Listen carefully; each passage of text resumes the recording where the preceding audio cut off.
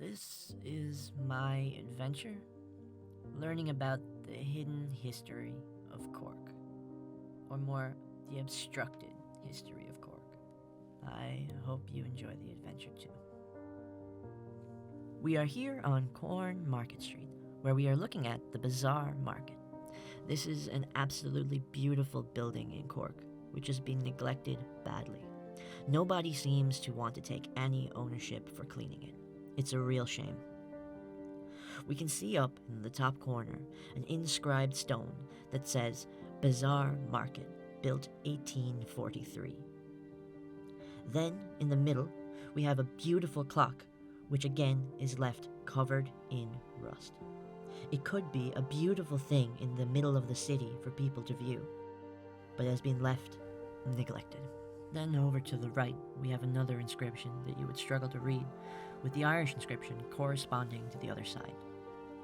This building was designed by the architect Alessandro Galileo, and you can see from the design it's a staggering view. Just down the way, the old corn market is being kept up by the owners as it should be, and in my opinion, whoever is in here should be doing the same with this magnificent building.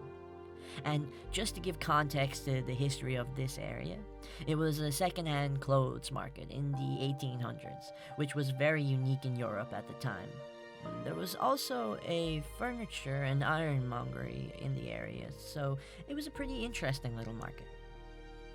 We're on North Main Street, the oldest street in the city.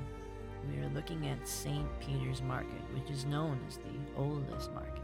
This was the entrance to the market, a beautiful building, unfortunately marred by the fact that Mr. Price has been allowed to bolt a sign so that you cannot even see the banner behind it. This should not be allowed. You would hope that the city council would prevent this, but they are not. This is an example of some lovely architecture on North Main Street. If you look up and around Cork, you will see there are no rules or regulations for upkeep of the higher levels of the buildings. And honestly, there are a lot of people that feel this needs to change. Look at that beauty that is being left to gather dirt. These aren't even the worst examples of it. Something needs to change. Another example of things falling to pieces. This is the side of the riverbank just down near the old Sir Henry's. The walls have collapsed, and you can see it is the newer piece of the wall that has collapsed, and the piece of the wall to the right, which has stayed solid, is the older piece. It has been like this for weeks. There seems to be no plan for the city's heritage or history.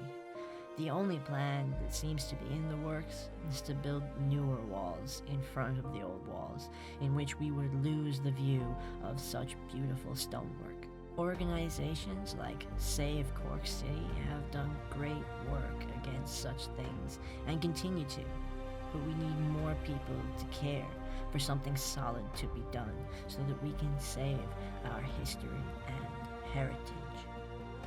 We are still on North Main Street, and here we are looking at an example of a building that is being painted and looked after. We can do better for our history, for the monuments to our past that exist in the city.